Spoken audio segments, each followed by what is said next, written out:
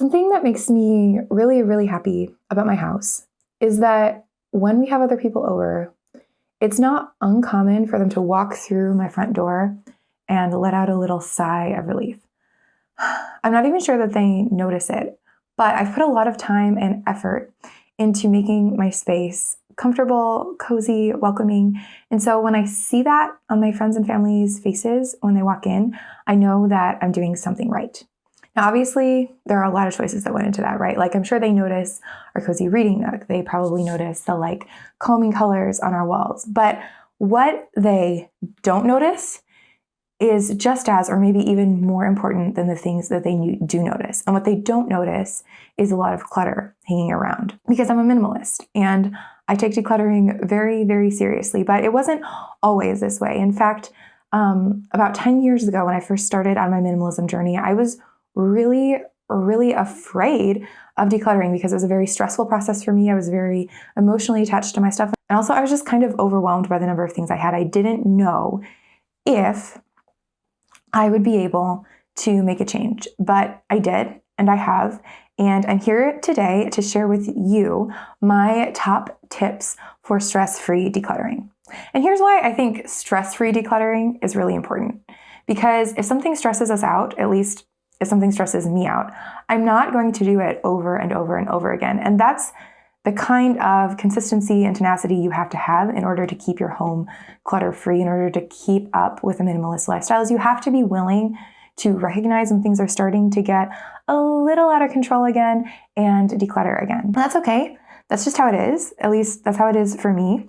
But if I hated it, if it stressed me out, I would make things get way, way, way worse before I made a change. So welcome to the ultimate guide to stress-free decluttering. These are my top tips for making the entire process easier on yourself. Okay, we're gonna start right off by giving yourself a treat. And this is a very specific kind of treat. Specifically, you want to give yourself something that you can enjoy while you are decluttering, right? I know a lot of times you'll read habit forming advice or productivity advice, and they'll talk about rewarding yourself on the back end. And that's fine. You can do that if you want to. I tend to take the decluttering itself as its own reward so that I'm motivated to do it again instead of adding more clutter after I've decluttered. But anyway, I like to give myself a little treat on the front end. So for me, a lot of times the first thing that I think of when I think of a little treat is a little snack, a little drink, something like that. But it doesn't have to be something that you consume, at least not through your mouth. It could also be something like an audiobook, your favorite podcast, calming music, comfy clothes. It might be lighting a candle or just giving yourself some sort of treat that will help you want to declutter more. And here's why I'm saying to do that.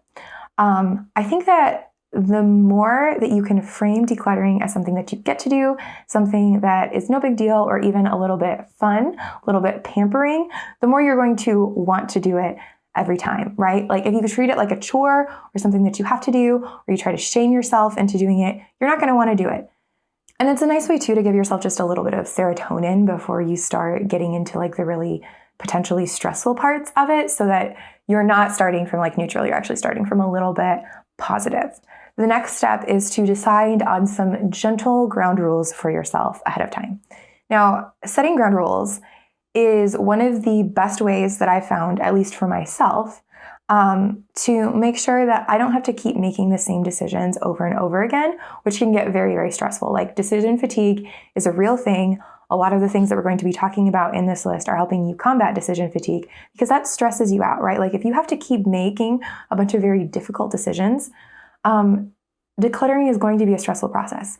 But if you can make a few decisions ahead of time, Kendra Dachi from The Lazy Genius likes to say, decide once, and then you can just sort of follow those guidelines that you set for yourself.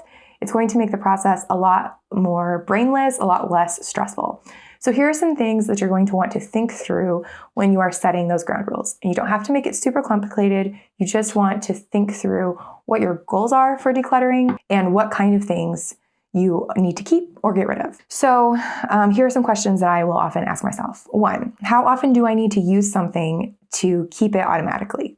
So for example, there are things that I use every day or every week. And they may not spark joy. You're following another system. They may not, necessarily reach the criteria. But for me, it's like, okay, if I use something every day, I probably need to keep it at least until I find an acceptable replacement for it, right? So, every day, every week, perhaps even every month, right? Like it depends on the thing. So I need to think about like, what sorts of things do I just keep automatically and need to assign a home for them? Flip side of that, second question, how long does it have to be since I've used something for me to automatically get rid of it? For me, my cutoff time is usually a year, although it does depend on the item. For example, I live in an area of the country that has changing seasons. So with in-season clothes, I tend to do 6 months, right? Like if I have something that I would define as a summer shirt, and I'm at the end of summer, maybe in the fall, doing a closet declutter, and I haven't worn it all summer, I'm probably not going to wear it during the winter or during the next summer. There's probably a reason I'm not pulling it off the shelf, right? Like it's difficult to wear. I don't like washing it. I don't like how I look. So at that point, I just get rid of it. Another thing to think about, especially if you're not in the habit of decluttering, is what you will do with the stuff that you need to get rid of. I tend to simplify it for myself. I have things that I donate and things that I throw away. If something needs to be recycled, if I can recycle it like at the curb, fine. But otherwise, I tend to just donate it.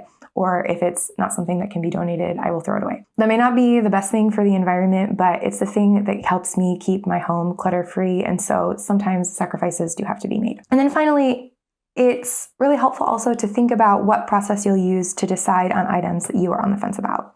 So for example, do you keep things that are over a certain dollar amount or get rid of things that are under a certain dollar amount? I often will do this. Like if I'm on the fence about something and then I look at it and I go, it's less than $20 to replace it, I just donate it, see if I can live without it. There's also another method that I've read that I don't personally use because I don't like having the bags or boxes sitting around, but that has been really helpful for a lot of people that I've talked to, where you can put the things that you're unsure about in a box or bin or bag, close it up, put a date, 3 months, 6 months in the future on it. And if you don't have to go back to that box or bin or bag and pull something out before the day, you just donate it without opening it. But if there's something in there that you remember that you need, and you go in, you pull that thing out, then you're not getting rid of something that you genuinely need. I've been decluttering long enough that I don't really find that to be super helpful, but if it's new to you or if you just have a really hard time getting rid of things because you think you might need them, that can be a really helpful technique. So think through like what sort of ideas you want to use when you're decluttering and pick a method that you'll use this time to see if it works for you. That way you can just follow that method when there's something that you're on the fence about instead of having to stress out about whether or not to get rid of it. Once you have these ground rules in place, that will really, really help reduce your stress when it comes time to actually declutter. And then the final step of preparation before you get started is to picture how you want to use your space. This does not have to be like a super complicated thing. You don't have to sketch it out. You don't even have to be able to describe it in detail.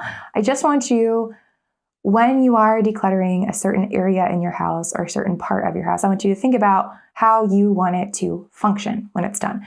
And I specifically chose that word function because a lot of times I think that in minimalism circles, we get caught up on aesthetics. We get caught up on having like no clutter. And the thing is, like sometimes a little bit of clutter is practical and people are not going to be bothered by that. You are not going to be bothered by it if the clutter is clearly serving a purpose. There's a like cluttered space that I have actually right by my front door. It's called a shoe rack. It's where we keep our shoes when we come in from the outside. And I can honestly say that has never really stressed me out that that's there. It doesn't really stress my guests out. And why is that? Because it's a clear sign that this is where you put your shoes. So my guests come in, they see where the shoes are, they can put their shoes there. I come in, I see where the shoes are, I put my shoes there.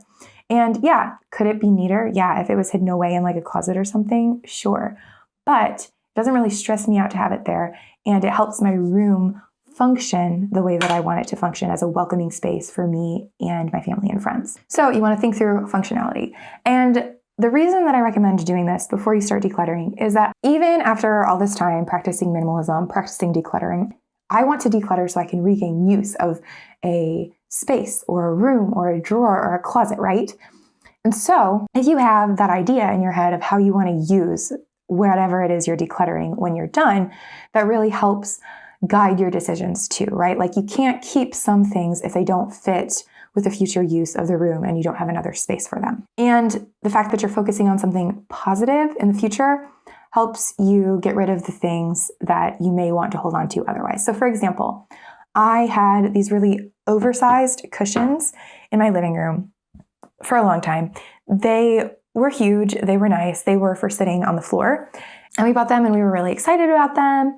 And what ended up happening was they did not fit underneath the table that I thought I could store them under. And so they just ended up floating around the house, floating around the room. They were nice, but they were generally in the way.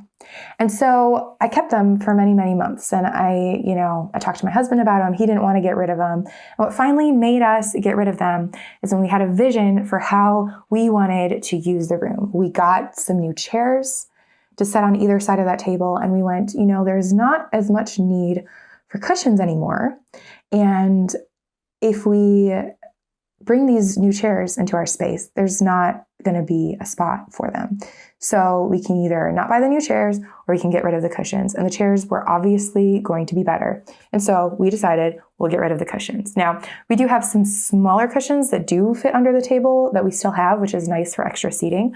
But what enabled us to get rid of those cushions that we liked was the fact that we found something that we loved even more. And that's what I want for you. I want you to find something that you love more than the clutter and the things in your space that you're having a hard time getting rid of, so that you're able to make clear-headed and positive decisions, and so that in the process you reduce the stress that comes with getting rid of things. Okay, once you start decluttering, my first piece of advice is to start with an easy win. I know, this is probably going against everything that you've ever heard or thought about how you should declutter. I feel like there's so much productivity advice out there, and it seeps into everything where they're like, eat the frog, do the hardest thing first. And while that may be good advice in some cases, it is not great advice if your goal is to not stress yourself out. Let's think about the purpose of most productivity advice. Most of it is designed to help you optimize your performance. It's designed to help you be as efficient as possible. And a lot of it exists in this vacuum where people just pretend like stress doesn't exist. So if you are trying to avoid stress to make the whole process easier on yourself, you can't really follow normal productivity advice necessarily. And so this is where my advice to start with an easy win comes in.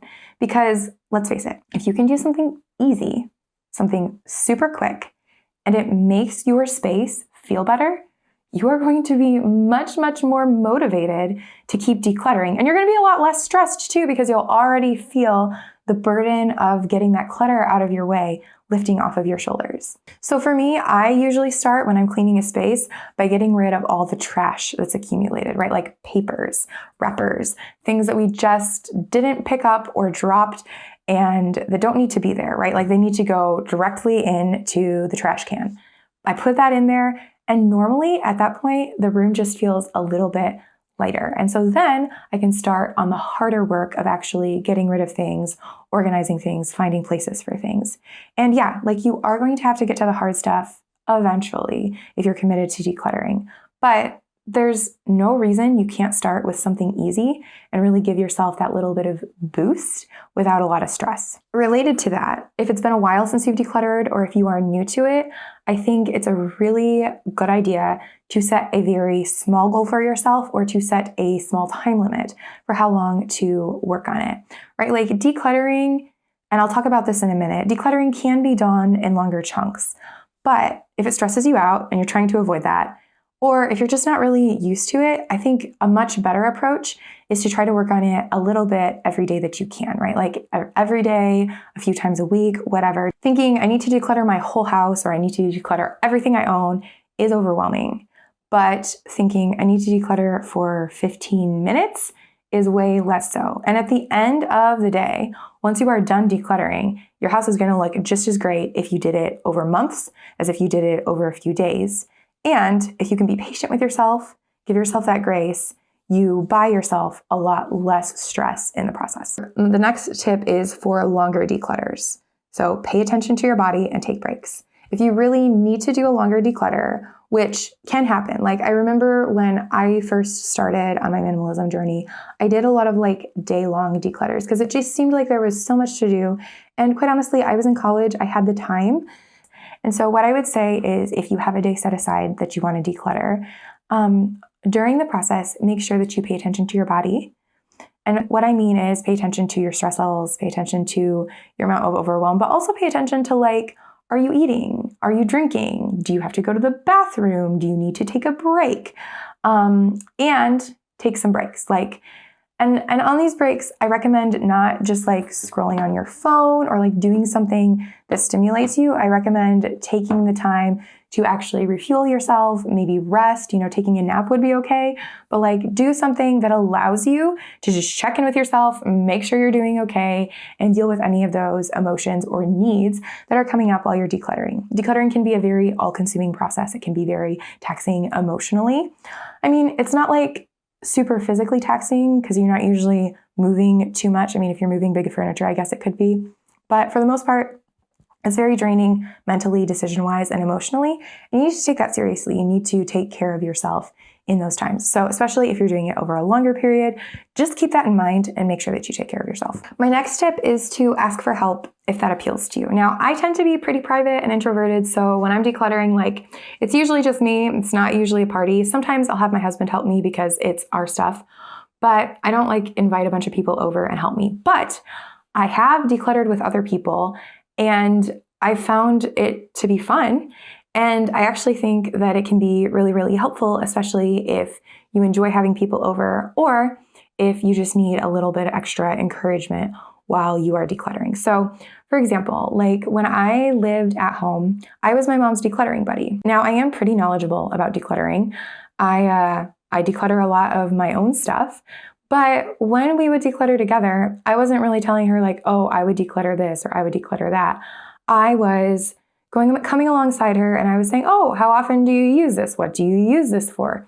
Oh, where do you want to store it ideally? Do you have space there for it? Can we make space there for it? And I would just sort of like ask her some questions. I would help her to be kind to herself when she would be a little bit tough on herself about the amount of things she had. And we would work through it together. Now, did she end up getting rid of any more than she would have gotten rid of if I hadn't been there? I don't know, maybe not.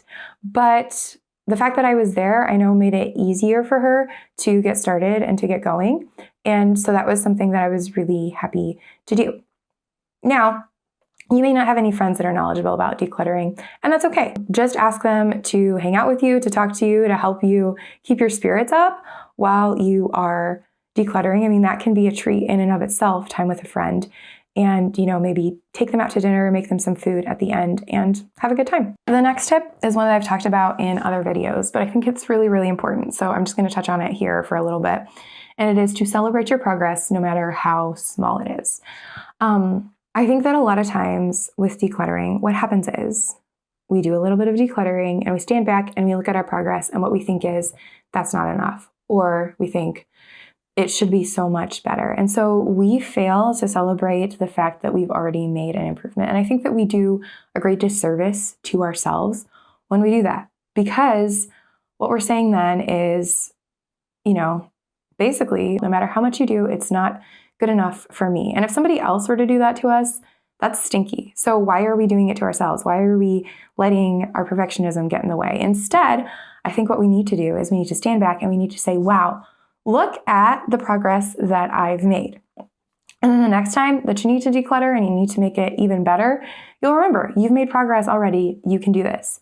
I think that sometimes for me, taking before and after photos is a really fun way to see that progress, because I am terrible. Like as I'm decluttering, I just sort of forget what it looked like before. So if I can remember, then I look at what it used to look like, I look at what it looks like now, and I go, okay, wow, and I'm able to appreciate it. Celebration doesn't have to be anything fancy. You don't have to make a cake or throw confetti, but you do need to give yourself a little well-deserved pat on the back so that you, one, are more motivated to do it when it's time to next time, and two, you keep the shame and perfectionism at bay. And my final piece of advice is to end as many decluttering sessions as you can in a good place.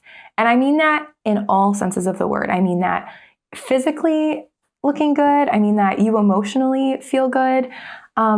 The ending of things is very powerful for us as humans. That's called recency effect. We remember some of the most recent things that have happened, even if everything leading up to that was good. If it ends on a bad note, we remember the bad, right? So I can't tell you how many times in my life I have embarked on this huge decluttering project right before bed, and then I wake up the next morning just overwhelmed by the amount of things that I have to clean up and do because I've actually made it worse, right? And that is really demotivating when you end on a bad note, right? Like you end and things are a mess, or you're just feeling really exhausted or tired or upset or stressed out.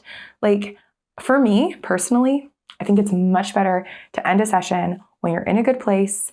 And it's much better to do a little bit less than you think you can do so that you're able to return tomorrow or sometime soon, versus giving it all that you have, sort of doing a little mini decluttering burnout and then not returning to it for months. I think that you get further ahead if you keep it stress-free, positive, you end on a good note for yourself. So that may mean that, instead of decluttering your entire chest of drawers, you do one drawer. That may mean instead of doing an entire room, you do like a corner of it.